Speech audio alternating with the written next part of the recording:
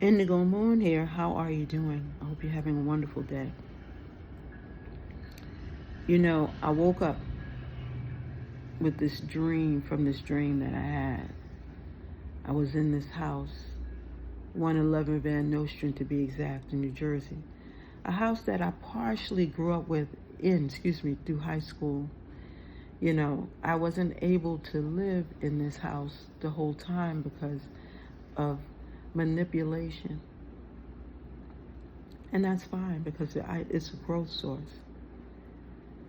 This house, in this dream, I was in my father and stepmother's bedroom moving something on the dresser. I have no idea while I was even in that bedroom moving anything on the dresser. My stepmother and sister were in the corner talking. Now, you have 3 people in the room. 2 people in the corner talking about the one separated. This is something that I grew up with. When you can separate women and you can manipulate women, it can cause a breakdown in not only communication, but it can cause confusion on a whole nother level. You see, woman to woman is when one woman should be able to talk to another woman. It's important that we don't allow the men in our lives to separate us. You see, sometimes you'll have 2 women, let's say a baby mama across town, and the man is with you. And they're fighting against each other all because of the man's manipulation in between. This is why we have Jerry Springer shows and all these different shows that cause the breakdown. Now you have a show like Karamo, who brings everyone together, a healing show. It's important that we look at where we're going. We've come from a society of people who are always trying to fight, be combative towards each other. But the woman is the first teacher of that child. This is why you have to be careful what woman you choose to be around your family. You see, I come in peace. And any man that I've dated who's had children, the children have known me, and I've always been respectful, always loving towards the children, even the grandchildren in some cases. But it's important that you develop that communication and that everyone is on board with the healing of the family. You see, one of the reasons is because you need to bridge the gap. You need to have that person's telephone number. They need your telephone number. When you have children, you share in common. So therefore, when there's a breaking down of miscommunication or otherwise, you can call them up and say, listen, sister, can we talk woman to woman about the problem that's at hand? And you can reach out to that person, and those children will be in a more supportive environment. In our society, when we look at television and we look at the community, a lot of the community, when you see black people sometimes on television, let's just be quite honest and to the point, you're not looking at healing environments. Because when they put that news on those people, they put the news on the bad news. There's not a lot of good news on the television. And that's why a lot of people don't like watching the news. Our children are being affected by this. Our country is being affected by this because when people internationally look on television, they say, look at that. That's those people. I grew up around a woman who said, I can't stand black people. And the reason why she said that was because she had dealt with a lot of pain with the black community.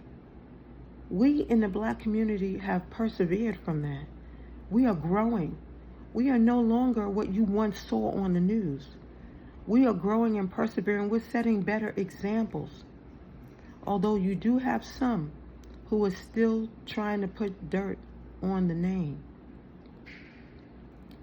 A lot of people dating interracially. And a lot of people say, oh my goodness, what is she doing? What is he doing? They found love.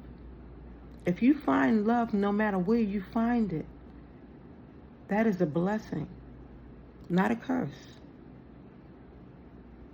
I have siblings who've married outside of the race. And whatever you do is your business. No one else's. I don't care who it is. Now, here's the problem. In our communities, when we have self-hatred, it is displayed in so many different ways.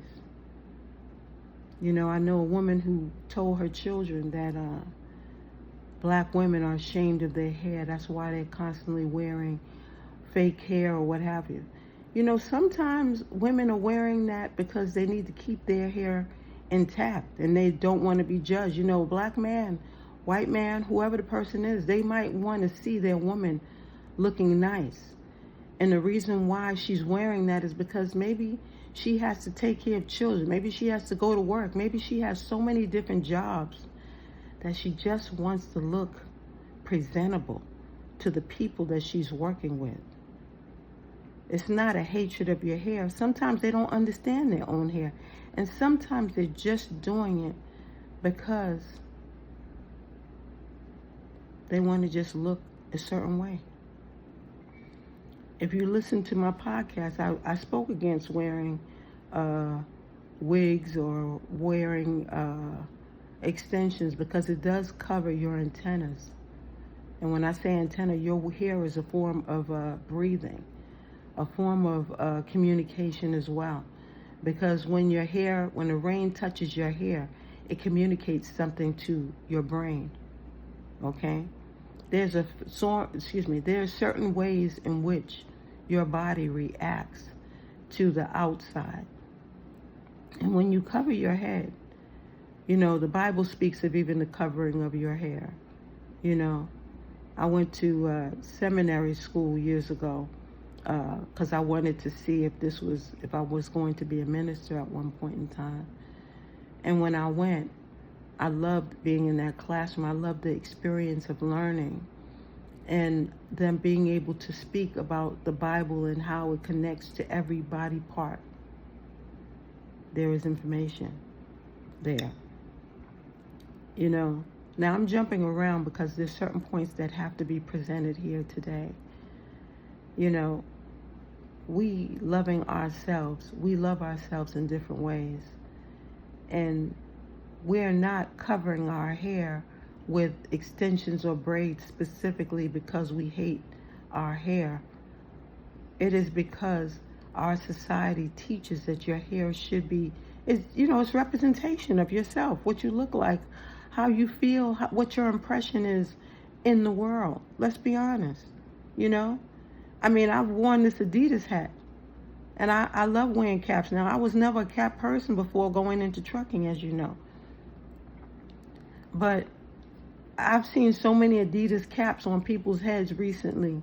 And one lady said she wasn't going to buy that Adidas cap, but she liked the way I wore it. Now, I'm not getting any residuals from Adidas, by the way. But I do like the way that the cap fits. You know, the first one cost me $17.48. I bought it from the rack. You know, I used to work for Nordstrom's years ago. And that was a very expensive cap. I've never bought a cap more expensive, and then still won't, especially since I found better deals, you know. But it's important that when you are representing yourself, that you look at, you know, I've worked at different jobs before, and each job, I want to set a good impression for the next woman that's coming, you know, behind me. I didn't realize the mistreatment that I was receiving in trucking was for certain, because I was being gang stalked at that particular time. Still am in certain ways. But it's important that we realize that when things are going on, you have to sit back and observe so that you're able to understand it and be able to utilize these experiences for growth. God doesn't give you an experience without you being able to grow through it.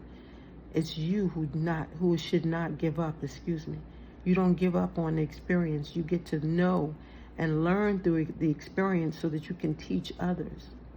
You know, the last company that I worked for was the best company that I worked for. I have to honestly say, they were a better trucking company.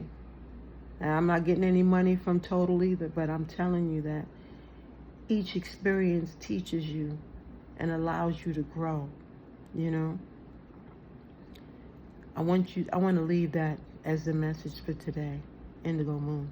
Grow through the experience. Never give up on yourself.